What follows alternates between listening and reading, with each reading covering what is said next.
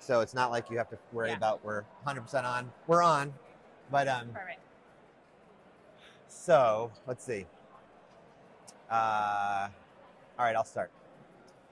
Hi, Darren Francis again, coming to you today from Disrupt Ed, where I am guest hosting a series on higher education. And we're here today in San Diego at the ASU GSV conference. With me is Alana Heath, co-founder and COO of How to Change the World. How's it going? It's going great. Good. Energizing being here in San Diego, so loving Very these good. days. Very good.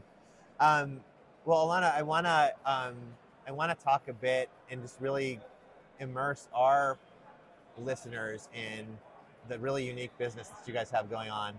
I mean, first of all, anybody that's out there saying that they're going to call their company How to Change the World has already got your attention. But I think what you guys are doing and what you've been building for a few years now is really impressive, and I want to unpack it a little bit with you. Thank you. Sounds good. Yeah. So, I mean, first of all, could you talk a little bit about how you guys came to be? How did this idea for this business come about? Absolutely. So, and that will touch on the name and where the name came from. I'll slip that little anecdote in. So we were founded within University College London. So Jason Blackstock, my co-founder, was a founding head of department at UCL, and he was given the task to create one course that taught all engineering, business, and computer science students how to work on interdisciplinary teams, on real world challenges, how to engage with stakeholders, and to collaborate to develop a solution, all through experiential techniques. Jason was like, great, that sounds awesome. Right. And then they said, but you have to do it for 1,500 students at a time, and there are no new resources. And he was like, oh, got it. So he developed the pedagogy, just the techniques, the methodologies, and the building blocks, the pedagogical building blocks of how to deliver mass experiential learning. And that got a bunch of attention. So within UCL, he started being asked in the department to run these programs for the Royal Academy of Engineering, then the National Academy of Engineering, and then this and that, like more and more, until it became apparent that he had to spin out. Right. That's when I joined. Is as soon as he spun out, we developed the independent organization, and that's when we started to build on that foundation. And the name How to Change the World came about because in this creation within UCL, Jason asked, well, it sounds like you want me to teach the students how to change the world. And they were like, that's perfect, you should call it that. And then it's such a memorable name. People don't forget it. Oh, 100%. Yeah, I've not forgotten it. No, for sure. Well, that's great. So, so maybe talk a little bit about, when you and I spoke last, you were describing a bit to me, mass experiential learning is as audacious as How to Change the World. But you guys have, through facilitating these large-scale initiatives, you've been also sort of building a technology. And it feels to me like you have sort of two businesses. And so maybe, could you unpack them both, like side by side, so that we can kind of understand what you're building at scale on the tech side, as well as on the experiential side with the courses? Absolutely. So when we spun out from UCL, everything was in person. So it was in-person experiential learning for 1,500 students. And technology was used as a light touch tool in certain circumstances. When the pandemic hit, we had to go back to the drawing board. And we were like, in-person is out for who knows how long.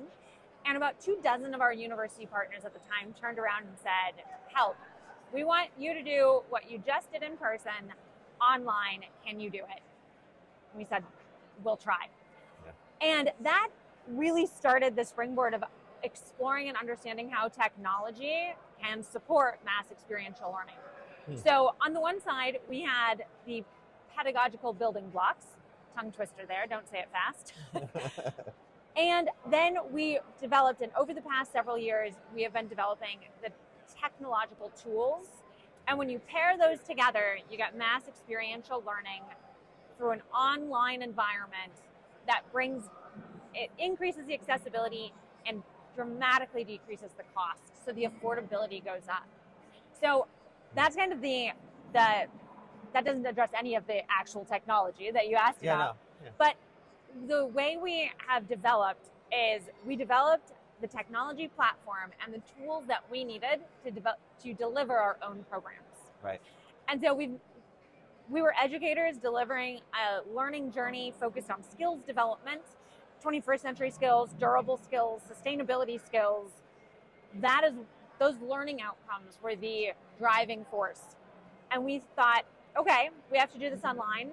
We did a landscape of all of the tools out there that might be applicable. There is not one off-the-shelf product that we could just buy and use to deliver our programs. And so we started cobbling together what we needed to deliver this. Right. And we created a very light prototype, and then we built on that, and then we started seeing success where students were getting better learning outcomes in the online programs. That the diversity that we could bring together was all of a sudden an order of magnitude larger. That all of a sudden professionals, experts, and professionals from across disciplines, now all of a sudden we're joining because they said only 2.5 hours online. Well, I can do that. I can't spend a day to come and mentor students in person, but hop online for 2 hours, no problem, I'll be there. So we've started to be able to really develop and build on top of the award-winning program that we had through our own development of technology. Have you already had a sense that, I mean, it feels to me like what you're describing, having worked really well in engineering and some of these different areas, because of your focus on experiential learning, this is going to translate widely across a lot of disciplines. But are you looking at it that way? Are you being very targeted about your approach? Great question. So probably 90% of our university partners are engineering and business and computer science. Sometimes computer science fits within engineering. Sometimes it's a school of its own.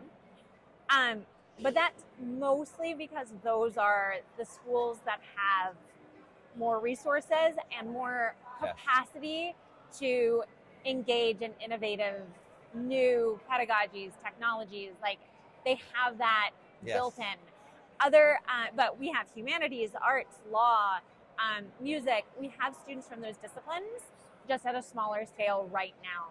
Yeah. It's our aim to really, interdisciplinary is a huge component. That's where students learn a different set of skills that are they can apply directly into the workforce. Yeah. In jobs, we don't go work with a bunch of other like MBAs. Right. I mean, like maybe you'll run into another MBA and be like, wow, cool, we're on the same team. How did that happen? But really, when you join a company, you have people with different skill sets and you need to know how to collaborate with them and talk to them. And that is part of the value that experiential learning can bring when you bring the different disciplines together. I mean, it's got to be clearly the biggest feedback from the workforce side of things, from the employer side of this is, great, we've got somebody who's been trained up in the right level of engineering, but they're not a team player. They've never learned how to work in this context. Like they end up having the soft skills, the durable skills that need to be developed. And so to me, it feels like a real differentiator across any program to offer experiential learning if you're tying it to things like these durable skills, right? 100%. That's great. 100%. And that kind of the ability, so taking mass experiential learning, the mass part enables diversity across different disciplines. When you have 20 students, there's only so much diversity you can bring in and collaboration. Right. When you have 200 students or 2,000 students, all of a sudden, each interaction of a learner with another learner or a learner with a mentor or a teaching team member.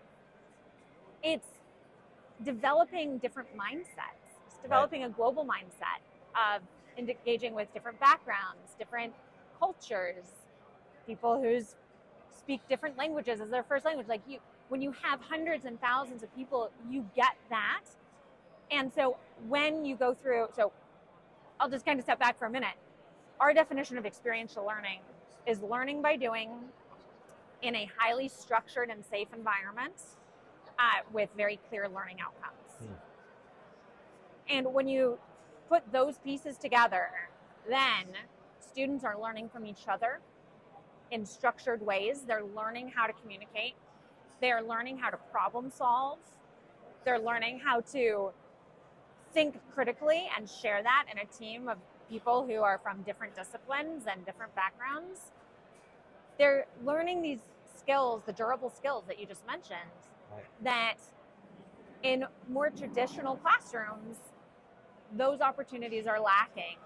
Whether it's all, I don't know, physics 101 or, the advanced accounting courses. No matter what course you're in, it's the subject matter is very focused, it's very specific, you're learning a very technical component. Right. You have to step out of that in order to gain those durable skills. Right. And get out of your comfort zone of going, I don't know how to engage in this environment. Well, in a safe and structured environment, you learn those skills and then you're able to apply them. Wow, that's amazing. You've talked about in the mass side of this, the way you've done this. In some cases, you're working with how many different schools across how many different countries in one kind of cohort? I mean, what are we talking about in terms of true diversity? I'm thrilled by it. So that's been one of the big things across the last year that we have expanded. So our most recent boot camp had students from 27 different institutions across 22 different countries and across more disciplines than I know off the top of my head. Wow. Yeah. Wow. Yeah. That would give people a great global perspective. Yeah. And that included as well, that was the student base.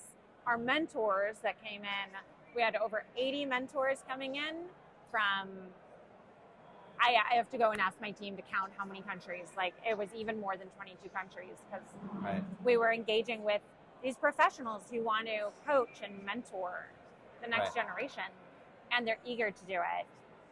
You know, you've got an impressive base of, as you mentioned, business and engineering and some computer science programs that you've done this work in. But I would imagine at certain points when you're having a conversation with a prospective dean, there's some level of skepticism or fear. Like where's the friction points initially when someone's considering trying this out? Wow, that is a really good question. I think some of the friction, and we've actually created part of our partnership package really to address this. Part of the friction was higher ed leaders value and know that they have to provide exceptional student experiences. Right. That's why students are going to their institution, is because they want to learn, they want to meet networks, they want to engage, they become part of a community. So the student experience is really important. And yet students graduate and then they go on to their next phase, and alumni engagement is a different category. Right. And so what we found is deans saying, well, this is great. I want to offer students this experience, but then the students have the great experience. They're here for a couple more years, they graduate. How can we bring some of this knowledge into our school so that we kind of have students engaging in your programs, but we also are building some of that capability ourselves. Yeah. And that goes back to the technology that I'll kind of loop back to one of your questions earlier. But we also run an experiential educator fellowship. And so for every partnership with a faculty of engineering or a school of business, they'll send a cohort of their students, and then they'll send usually between 1 and 4 educators to our fellowship. And those educators go through a workshop and get some of the knowledge and training of what we do. It's part of our social mission of saying, we're never going to have hundreds of thousands of students in our programs. We'll have 10,000 or tens of thousands. Right. But schools and faculties, here are some of the tools for you to use for all of your other students. So that's the Educator Fellowship is one way, and the technology you mentioned is the other. Yeah. So as we've created this for ourselves, we are increasingly exploring how we can package that and offer that as a tool for schools to use to deliver experiential learning for their schools from within their schools. So before we get into like the whatever the tech happens to be, like how big does it have to be effective? So like, can I do this with a cohort of 30 students versus 1,500 students? Or I mean, like, is there a magic number that you need to be thinking about? So for our programs, and you can picture the programs that we run, they're kind of the Rolls Royce of experiential learning. They have every component very intentionally designed into the experience. Right. Not every program, not every course has to have all of those components. So when we think of experiential learning, we kind of see ourselves at one end of the yardstick. And then there are other components. There's active learning, there's community-based learning, there's collaborative learning, peer-to-peer learning. And so what we're really working on, especially as we are designing and developing the technology, is how do we make those different choices really accessible to schools and educators? To say, I have 30 students. The pedagogy that we use is applicable for 100 students or more. Okay. Yeah. But you can take off a few pieces of what we do, and all of a sudden you have a brilliant pedagogy for 30 students. So or really, vice versa, for 500 students, you can add a couple of bells and whistles and you get even more of an experience. Right. So we have identified what those components are, and now we're breaking them apart. Right. So that we offer that flexibility to really meet educators where they are, to be able to offer exceptional student experiences, whether they have 30 or 90 or 500. Yeah, yeah. That's exciting. The tech sounds like a daunting idea to build. Because you have a lot of synchronous built into this, right? And so I'm thinking about we're doing a recording from a really sophisticated phone. And we could be live broadcasting this, but the tech that's behind that kind of stuff it can be relatively sophisticated. Then you bring in the fact that you've got people across maybe different countries, on different continents. You've got, thousands of students potentially in some cases. So I imagine it's been smooth from day one building this tech. But obviously, there have been no bumps. But I mean, talk a little bit about how you guys feel after having done it and sort of stress tested it on the level that you have, about having built something so sophisticated, because it feels very sophisticated. It is and it isn't. I will say the biggest challenge that we cannot actually fix are time zones. Yeah. And I say it with a laugh, but it's also true. Like, we just, no matter what we do, technology can't fix that challenge with global learning. But on a more practical note,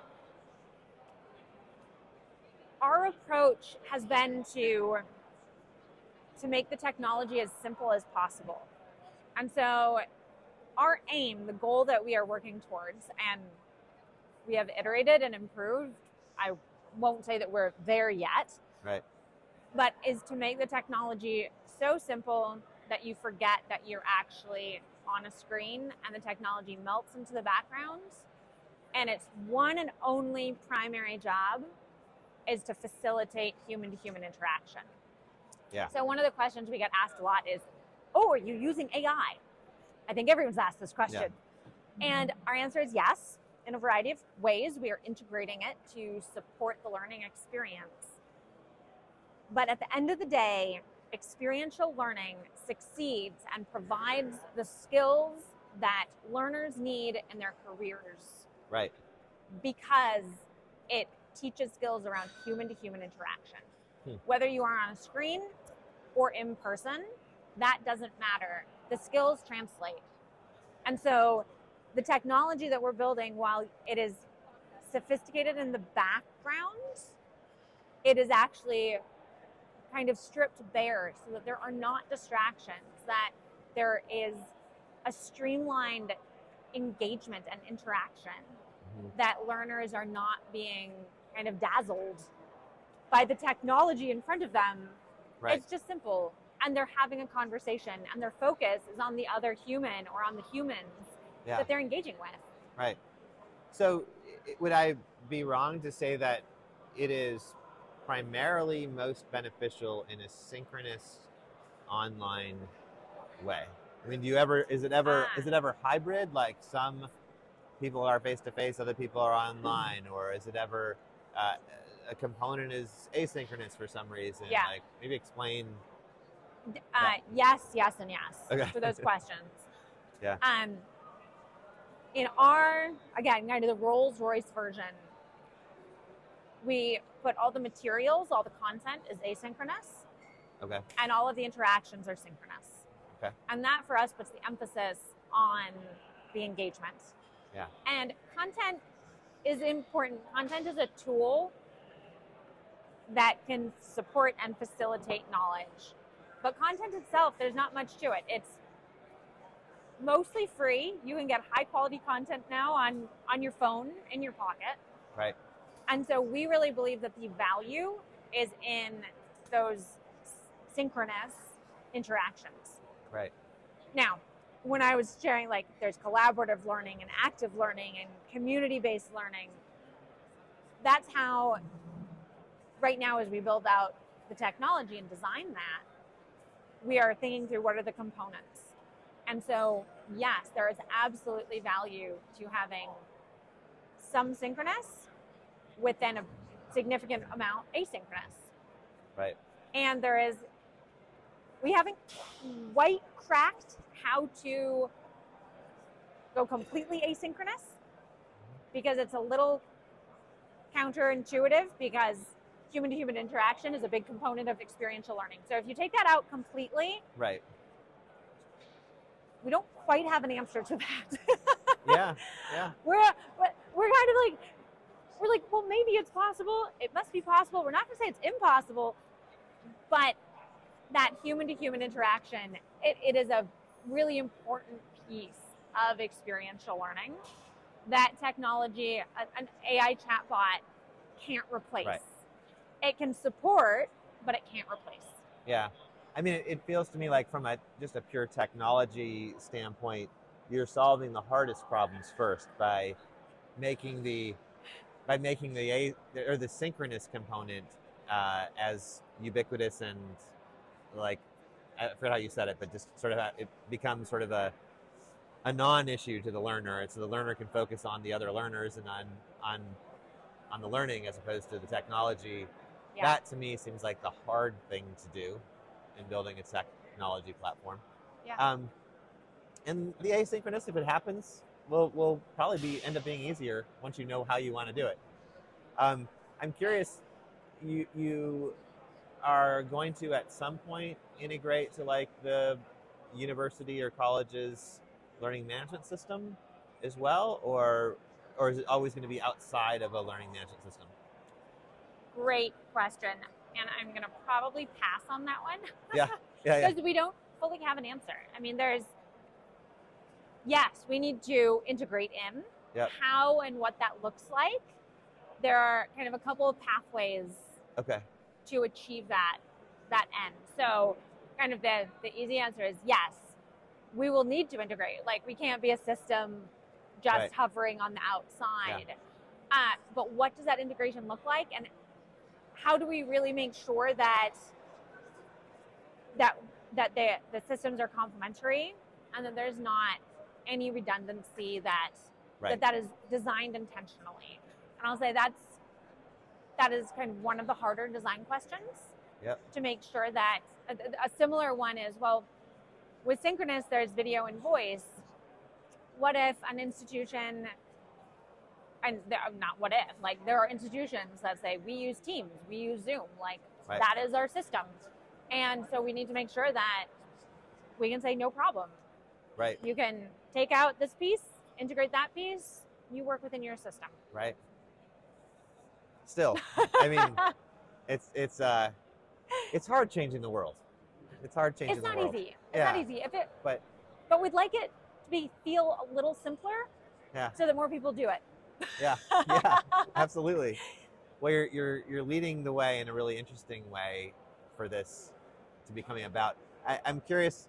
So today, if somebody were to be, if a college or university was interested in learning more, what are the components that are available today that they could reach out to you? I'm a dean at a business school or whatever, and say, I'd like to do this. What parts can they do today? What parts are sort of future? And then do you have a sense if there's some future components, like how far out we're talking before they can, change the world themselves, I guess. Perfect. Everyone can start changing the world today. That's, there's no time like the present. So right now we develop partnerships. And what that is centered around is the student experience and the educator fellowship. Yep. And so those are the two components around skills development for students and training, professional development and training for educators to understand and learn what we do to take it back to their institutions. Awesome. The technology that will be licensable, that is a little ways out. We are right now working to identify and work with our first initial kind of pilot partners, so that we are co-designing this and ensuring that it is that we don't have blind spots. So that process is already happening. I think it's probably, without holding me to this, probably a year out from when we have kind of that first version that will be packaged and ready to go. That's awesome. Well, you're going to have schools that are going to want to be a part of early beta. Yes. You're going to have people that are going to want to engage you in that process, and so I would encourage those folks to reach out to you as well. How do they find you and Jason these days? What's the best way to contact you? You can Google How to Change the World. Okay. howtochangetheworld.org.